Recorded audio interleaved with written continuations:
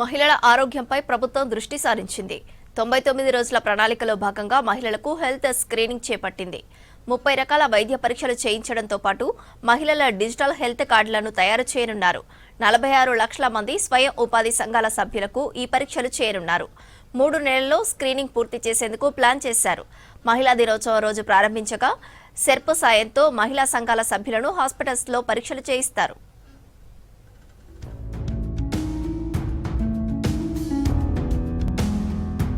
99 రోజుల ప్రజాపాలన ప్రగతి ప్రణాళికలో భాగంగా జూన్ 12 వరకు ప్లాన్ ని వైద్యారోగ్య శాఖ సిద్ధం చేసింది. హాస్పిటళ్లలో రెగ్యులర్ వైద్య సేవలకు ఇబ్బంది లేకుండా పరీక్షలు చేయనున్నారు. 4 దశల్లో వివిధ కార్యక్రమాలు నిర్వహిస్తున్నారు. తొలి దశలో ఈ నెల 31 వరకు మదర్ అండ్ చైల్డ్ హెల్త్, బాలికలు, వృద్ధులకు అందే ఆరోగ్య సేవలపై దృష్టి పెట్టారు. అలాగే హాస్పిటళ్లలో శానిటేషన్, పెండింగ్ ఫైళ్లు పరిష్కరించడం, అసెట్స్ వెరిఫికేషన్ వంటి అడ్మినిస్ట్రేషన్ అంశాలను క్లియర్ చేస్తారు. రక్తహీనత నివారణ, పాఠశాలలు, అంగన్వాడీల్లో పిల్లలకు ఆరోగ్య పరీక్షలు చేస్తున్నారు.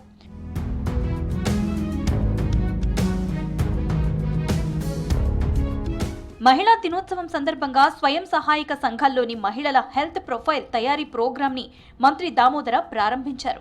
తెలంగాణ డయాగ్నోస్టిక్స్ సహకారంతో మహిళలకు 30 రకాల పరీక్షలు చేస్తున్నారు. సెర్ప్ మద్దతుతో మహిళలకు సమీపంలోని ప్రాథమిక ఆరోగ్య కేంద్రాలకు తీసుకువెళ్లి బీపీ, షుగర్, థైరాయిడ్ పరీక్షలు ఉచితంగా చేస్తారు.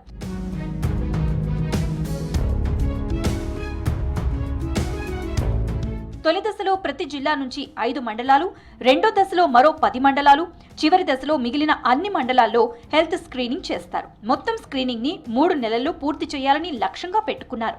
హెల్త్ స్క్రీనింగ్ పూర్తయ్యాక ప్రతి మహిళకి QR కోడ్తో కూడిన డిజిటల్ హెల్త్ రికార్డ్ క్రియేట్ చేస్తారు. ఇది ఈ HMIS పోర్టల్లో సేవ్ చేస్తారు.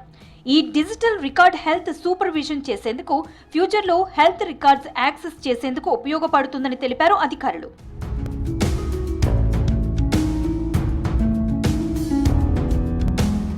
ప్రజాపాలన రెండో దశను ఏప్రిల్ 1 నుంచి 15వ తేదీ వరకు నిర్వహిస్తారు.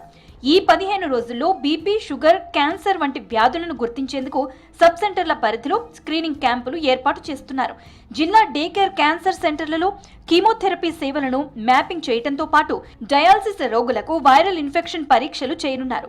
ఏప్రిల్ 16 నుంచి మే 15 వరకు సాగే 3వ దశలో అంటువ్యాధుల నియంత్రణ, ప్రజారోగ్య సన్నద్ధతపై యంత్రాంగం దృష్టి పెట్టనుంది. టీబీ ముక్త్ భారత్ లక్ష్యంగా టీబీ కేసులను గుర్తించడంతో పాటు వడదెబ్బ, డెంగ్యూ, మలేరియా వంటి సీజనల్ వ్యాధులపై అవగాహన కల్పించనున్నారు. అత్యవసరమైన మందులను అందుబాటులో ఉంచనున్నారు.